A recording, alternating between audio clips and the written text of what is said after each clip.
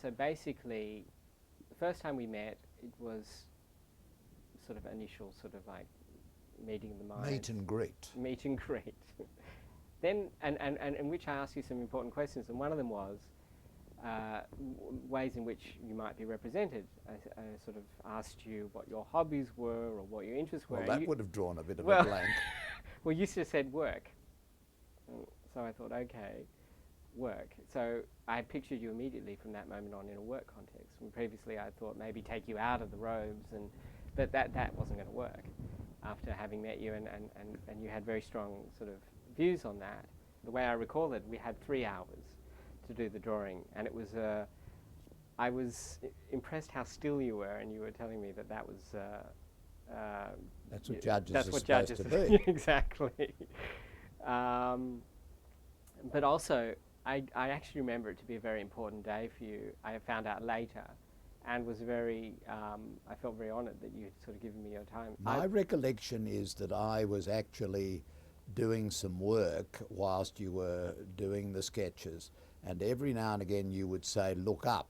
Is that right? Yes, that actually rings a bell. If you look at the portrait, yes, and if you look at this sketch, you will see I have a mild attitude of irritation. Well, I think you're right, because actually that is also the impression I wanted to give in the painting, that you had somehow glanced at the viewer.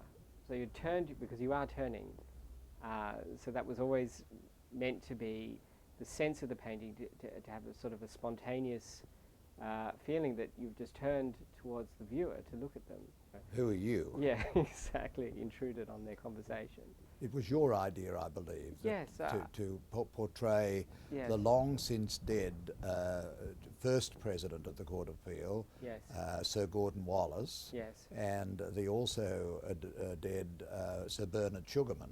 That's right. Both of whom are very great judges, yes, certainly especially Sugarman. Yes. And so you portrayed them in the portrait. And their families have since seen the portrait and been very happy about the portrayal of their fathers in it. Well, I think it's I think it was a powerful idea, because the ambition was to represent you in the line of judges wearing the crimson and fur, as of the line, from the line in your speech, and it was important, I think, to show the line being that of presidents of the Supreme Court. I think there was that lineage was the one that was important to communicate. Being a child of photography, it was an odd idea to me that I was being portrayed with judges with whom I had never sat, who were very much older than I and who were dead. Yes. But the composition evolved, and I think on the whole it was very creative. And the title, Radical Restraint, I'd like to know what you think, whether there's more radical or more restraint in the portrait, and where did the title come from? Okay, the title was meant to draw attention to some of the themes that I was trying to bring out in the painting. It actually was the creation of my brother, who was a law student at the time.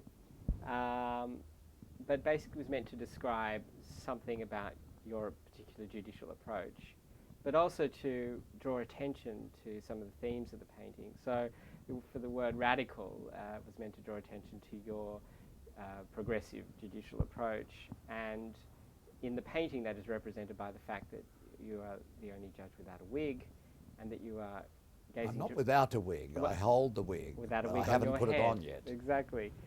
And that you're gazing directly at the viewer, so you're addressing the viewer in a way that the other judges aren't. Most of them have their backs to the viewer, which might be symbolic of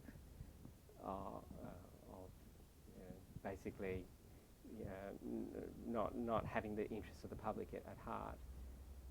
That might be a bit of a comment, but that might be, it's not directly stated, it might be an insinuation. Well, a different perception of what the law requires. Exactly.